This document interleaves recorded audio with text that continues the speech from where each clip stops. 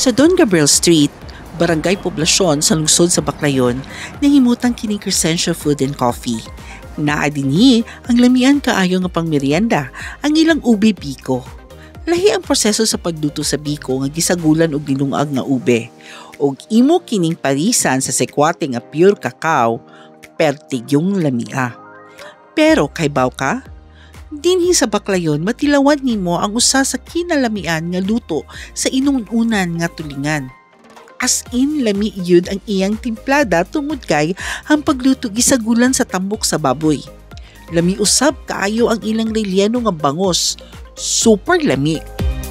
Gatukod yun aning balay namo ancestral house diri sa Baclayon, and karon gini-purpose namo ang silong ani nga part as Crescentia Food and Coffee, which is a restaurant, a local restaurant that serves Filipino, Boholano, and Baclayon nga mga products. We are selling also local products from Baclayon, kanang mga pulveron, mga cookies nga diri gihimo sa Baclayon, and among bestseller ani ang sikwate, which is kami ang gahimo, kami ang naggamaana gikan sa cacao nga gi-roast, ang among gihimo siya as tableya, ang among gi-serve ang dibaligya.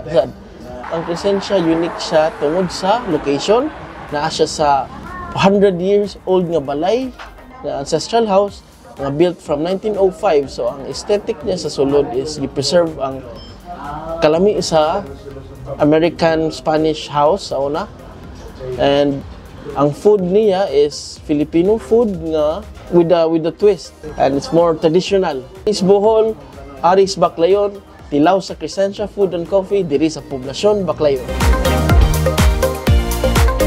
Ari sa Baclayon, ug tilawi dayon ang lamian nga pagkaon sa Crescentia Food and Coffee na himutang sa Ancestral House nga natukod ni adtong 1905.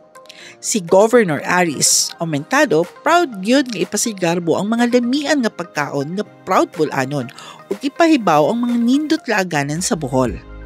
Aris Bohol, Aris sa Baclayon, suroy ta!